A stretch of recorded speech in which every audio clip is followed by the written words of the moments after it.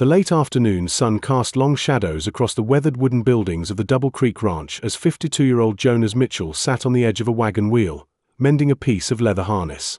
His weathered hands, marked by decades of hard work under the Texas sun, moved with the practiced precision of a man who had learned to fix everything himself out of necessity. Jonas wore his usual dark hat and brown leather vest over a simple white shirt, the uniform of a man who valued function over fashion. His graying beard and the lines around his eyes spoke of a life lived outdoors, facing whatever challenges the frontier could deliver. For 15 years, since his wife Sarah had passed during the harsh winter of 1868, Jonas had run the ranch alone, declining offers of help from well-meaning neighbors who thought a man his age should not be living in such isolation. The ranch itself bore the marks of a property maintained by a single person doing the work of several. The buildings were sturdy and functional, but could have used a woman's touch in the small details that made a place feel like a home rather than just a shelter. Jonas told himself he preferred the solitude, that he had grown too set in his ways to accommodate another person's presence. As the sun began to sink lower in the sky, Jonas noticed a small figure approaching from the direction of the main road. At first, he assumed it was one of the neighbor children bringing a message or perhaps a traveling peddler looking for a place to spend the night. But as the figure drew closer, Jonas realized it was a young woman walking alone, carrying what appeared to be a small bundle of belongings. The woman appeared to be in her mid-20s, with long dark hair that had been braided but was now coming loose from her journey. She wore a simple white blouse and brown skirt that had seen better days, and Jonas could see even from a distance that she was exhausted. Her steps had the determined but unsteady gait of someone who had been walking for a very long time. Jonas set down his leatherwork and stood up, removing his hat in the polite gesture his mother had taught him 40 years ago. As the young woman approached the edge of his property, he could see that her face bore the particular combination of desperation and dignity that he recognized from his own difficult years after Sarah's death. "Evening, miss," Jonas called out, his voice carrying the gentle authority of a man accustomed to dealing with frightened animals and uncertain situations. "You look like you have been traveling a long way. Can I offer you some water?" The woman stopped about 20 feet away from him, close enough to speak comfortably but far enough to maintain a respectful distance. Jonas appreciated her caution. A woman alone on the frontier had to be careful about strange men, even ones who appeared harmless. "Thank you, sir," she said, her voice carrying a slight accent that suggested she had not been born in Texas. "My name is Elena Morales. I have been walking for 3 days, looking for honest work." Jonas nodded and gestured toward the well near the main house. "Please, help yourself to water and rest a moment. The sun will be setting soon, and you should not be on the road after dark." As Elena approached the well, Jonas studied her more carefully.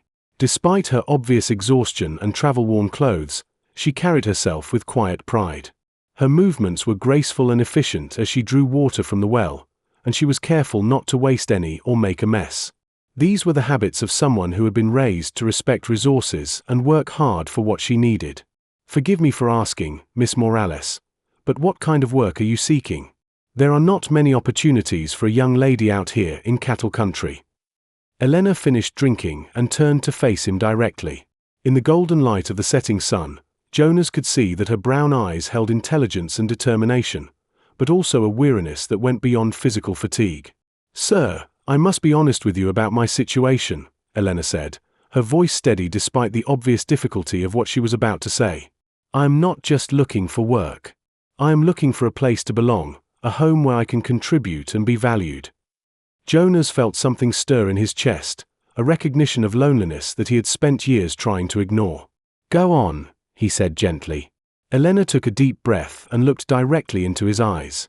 "I can see that you are a good man, and that you have been managing this ranch alone for some time. I can cook well, I can help with the livestock, I can mend clothes and manage a household.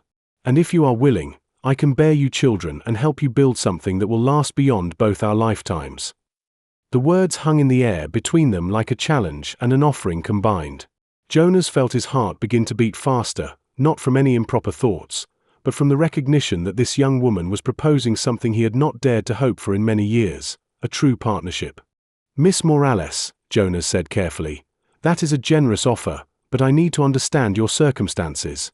What has brought you to make such a proposal to a stranger?" Elena's composure wavered slightly, but she maintained her dignity as she explained. My husband died 6 months ago in a farming accident, leaving me with debts I could not pay. I lost our small farm and have been traveling ever since, looking for a place where I can rebuild my life. I am not asking for charity, sir. I am proposing a fair exchange. I will give you my loyalty, my work, and my companionship. In return, I ask for a home, protection, and the chance to be part of something meaningful. Jonas removed his hat and ran his fingers through his graying hair. The honesty and directness of Elena's proposal both impressed and humbled him. Here was a woman who had faced tragedy and loss, yet instead of giving in to despair, she was actively working to create a new future for herself. Elena, he said, using her first name for the first time, I want you to know that I am honored by your proposal. But I also want you to know that if you stay here, it will be because we choose to build something together, not because you have no other options. Elena looked surprised by his response. I do not understand. What I mean is this, Jonas continued. You are welcome to stay here for as long as you need to rest and recover from your journey. I can offer you honest work helping with the ranch, and fair wages for that work. If, after we have had time to know each other properly, we both feel that we would like to build a life together, then we can discuss marriage. But I will not take advantage of your current situation, no matter how much I might benefit from the arrangement. For the first time since she had arrived, Elena smiled genuinely. You truly are a good man, Jonas Mitchell. I can see why your ranch has prospered even without a woman's help. How did you know my name? I asked in town. People speak well of you. They say you are honest, hardworking, and that you treated your late wife with great kindness and respect. Over the following weeks, Elena proved herself to be everything she had claimed and more. She was indeed an excellent cook, transforming Jonas's simple meals into flavorful and nourishing food. She had a natural way with the animals, helping with the cattle and horses as if she had been raised on a ranch. Most importantly, she brought a warmth and liveliness to the property that Jonas had not realized he was missing. As autumn turned to winter, Jonas found himself looking forward to their evening conversations by the fireplace. Elena was intelligent and well-read, despite her humble background. She asked thoughtful questions about ranch management and shared stories from her own experiences that often made Jonas laugh for the first time in years. On Christmas Eve, as they sat together watching the snow fall outside the window, Elena turned to Jonas with a serious expression. Jonas, I need to ask you something. When I first arrived here, I made you an offer that was born from desperation. But I want you to know that my feelings have changed. I no longer want to stay here just because I need a home. I want to stay because I have come to care for you deeply. Jonas reached across the space between their chairs and took her hand in his weathered one. Elena, you have given me back something I thought I had lost forever. You have reminded me what it feels like to have someone to care for and someone who cares for me in return. They were married the following spring in a simple ceremony attended by their neighbors, who had watched their courtship with approval and genuine happiness. Elena's desperate whisper on that first evening had been transformed into a love story that enriched both their lives and strengthened the entire community. Years later, as they watched their children play in the yard of the now thriving ranch, Jonas often reflected on how Elena's courage in speaking her heart's desire had changed everything. Sometimes the most important conversations begin with the hardest truths to speak, and sometimes offering everything we have to give opens the door to receiving more than we ever imagined possible.